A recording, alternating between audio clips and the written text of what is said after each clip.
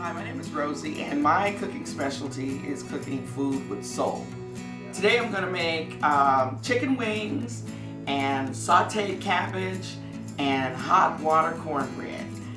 I like to buy the whole chicken wing, whether I'm doing drumettes or roasting chicken wings like I'm doing today. So first I want to show you how to save a little bit of money so you don't have to buy the drumette yourself. You can make it, because if you were to buy the drumette already cut, you would spend about twice as much money as you would spend if you cut it yourself. So let me show you first of all how to cut the drumette. I've already cleaned the chicken, taken off the excess feathers and what have you. So you're going to cut it at the joint here,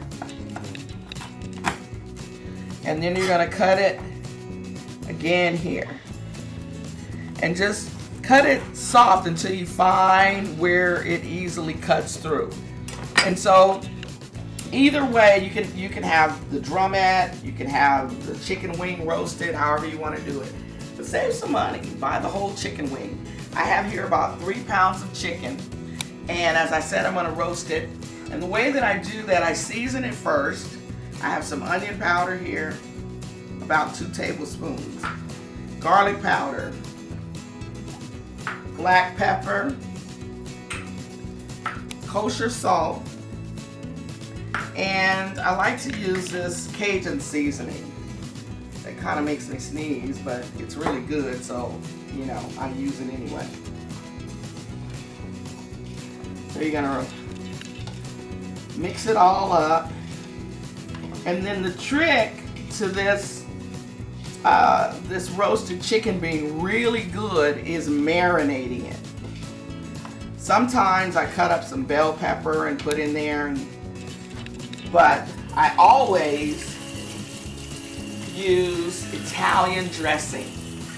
The Italian dressing really gives it a good flavor.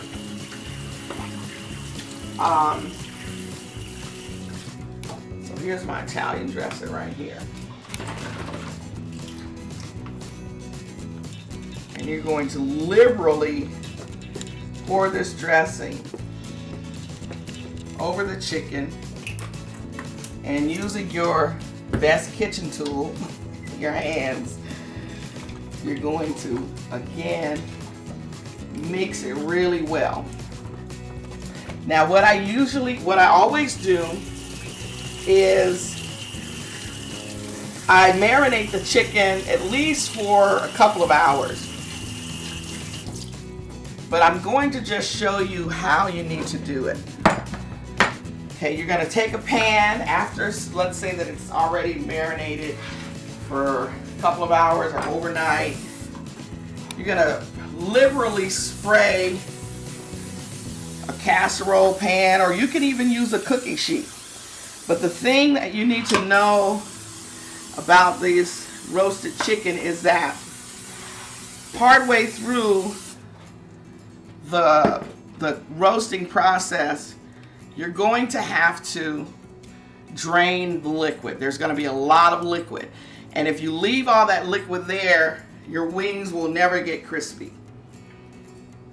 So we're going to take some of the drumettes, we're going to take some of the whole wings, and we're going to roast them.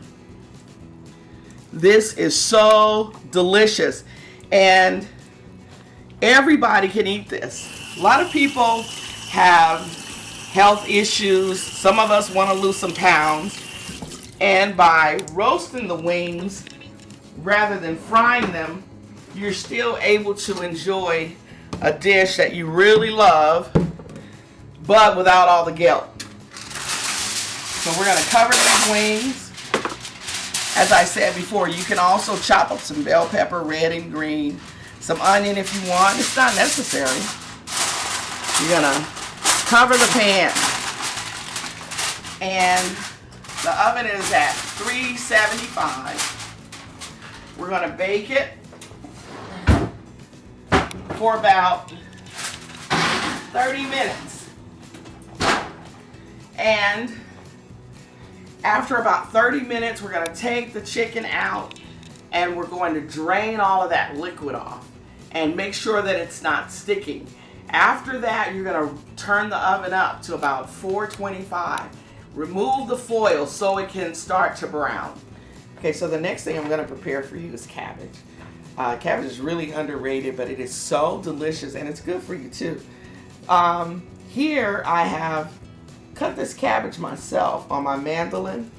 I used to buy the big bags of cabbage because I use so much, but rather than spend $5 for a bag of cabbage, I can spend maybe $1.50 and cut it myself really easily with my mandolin. So I've already quartered this cabbage, or at least halved it. And I'm going to show you how easy it is to use this instrument. I am a big believer of making your work easier, and this is one of the instruments that does it. So here we go.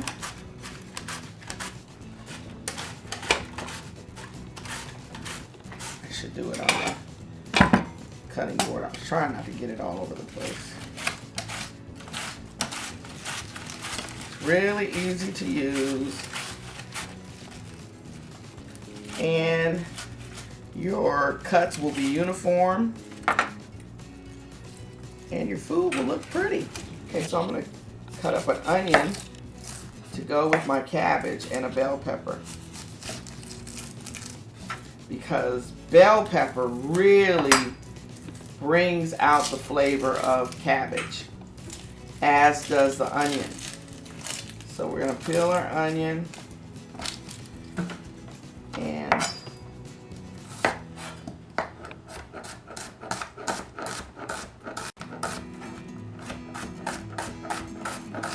we only need about half.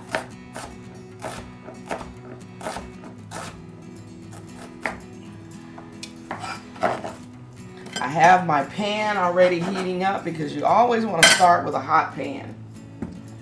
You don't want to cook anything starting with a cold pan. So here's my bell pepper.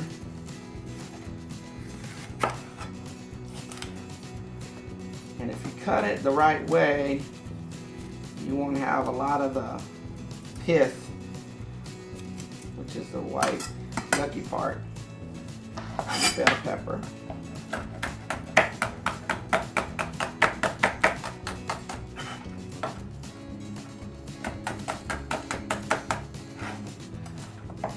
We're also going to use some fresh garlic and seasoning. This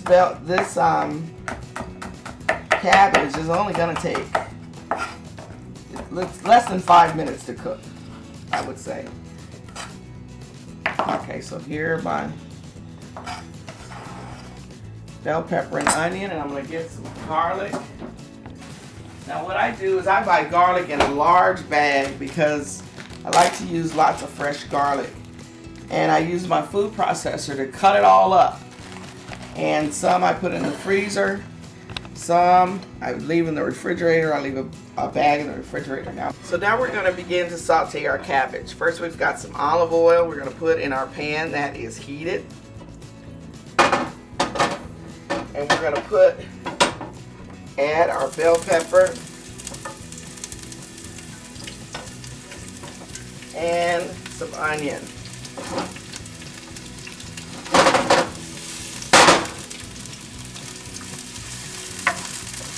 Cabbage cooks really, really quickly, so I want them to start to cook a little first. After they begin to wilt and get translucent, I'm going to add the garlic.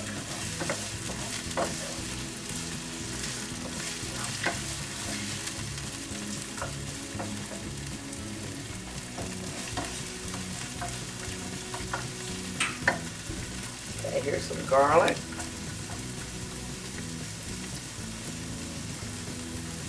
Which is another fresh vegetable that's really good for you. I know people that eat garlic raw because it helps with blood pressure. So now we're going to begin to add our cabbage. If you've got some really hard pieces, if you cut them thin enough, you can go ahead and use them. Cabbage does not need water. Has plenty of water in it, so you're not going to add any water. I wish you could smell this. It smells so delicious. Okay, this is about half a head of cabbage. We're also not going to add the salt until the end, because the salt is going to cause the water to start to, it's going to cause the cabbage to start to water a lot. And I don't want that just yet. I'm going to add a little bit more of oil. That's the thing that I like about cooking, is you can always add. Can't do that with bacon. That's why I never became a baker. Okay, it's looking good. It's looking good. And this is so healthy. Your family's gonna love it. You are too. And this is almost done.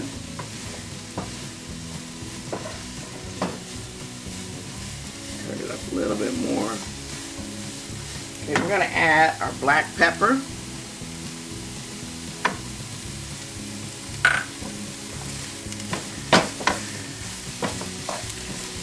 And you can eat as much of this as you want. Between this and the wings that we have roasted, or roasting, this is going to be a very, very healthy meal for you. No guilt. You can eat this whole pan of cabbage if you want. And as you may have guessed, I like to eat. So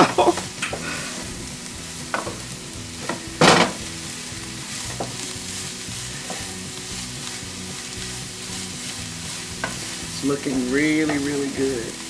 Now there's a hard piece. I'm going to take that out. There's another one.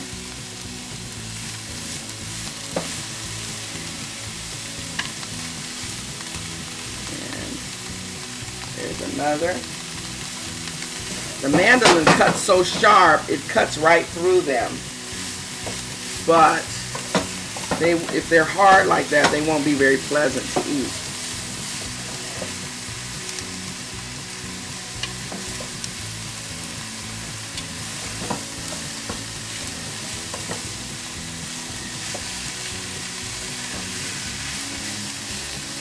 I'm going to add a little bit more pepper. I like things peppery. Oh, and you know what? I forgot something. Real important. Serrano chili. Because you want to have that spice also. So we're going to add a Serrano chili. See what I told you about cooking? You can always add stuff.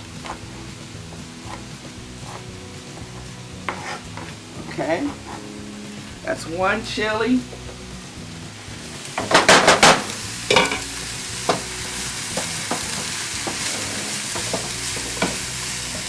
And then we're going to add our salt.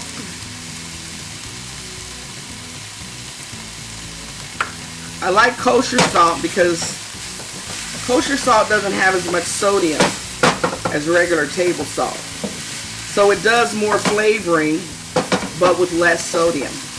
So this is done. And the next thing I'm going to make is called hot water cornbread. My mother used to make this for us when we were young, and this is one of the things that I still really love. And it's so simple, but it's so delicious. And this is the crunchy part of the meal. This is going to get fried. So everybody that has tried hot water cornbread loves it. So I'm going to tell you really quickly how to make it. First, I start with yellow cornmeal. Now, when you buy cornmeal, look at it and make sure that it doesn't have weevils in it, because I have bought cornmeal that had those little bitty bugs, so you want to make sure that that doesn't happen. And this is okay, I've already checked. So we're going to add a little bit of salt, maybe like a teaspoon, and sugar. If you want your hot water cornbread sweet, you know, you just add sugar according to the amount of sweetness that you want. I'm going to start with maybe a couple of tablespoons for this amount. And the way that I test it is simply by tasting it. This cornbread is really versatile.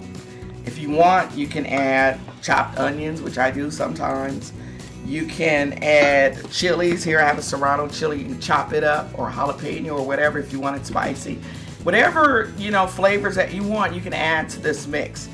So now it's to the desired sweetness, that level that I want. I'm just gonna add hot water.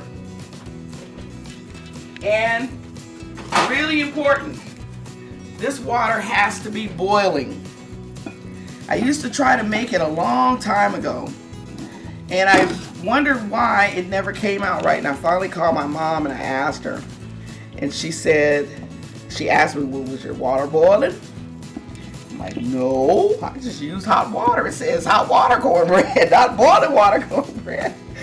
So anyway, she let me know that that was what the problem was, is that the water had to be boiling. So this mix is ready. So we're gonna take our mix, and by spoonsful, we're gonna add it to this pan.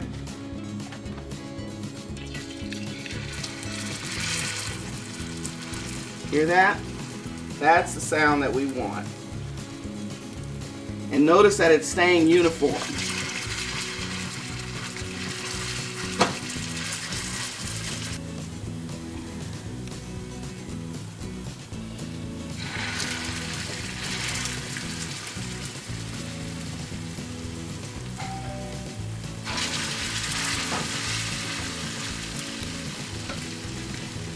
Okay, it looks like our hot water cornbread is ready to flip. You got to be careful when you do this, because you know you don't want to splatter grease on you. But you see the brown edges? That's a really good indication that they're ready to turn. Yeah, these are beautiful. They're gonna be so good.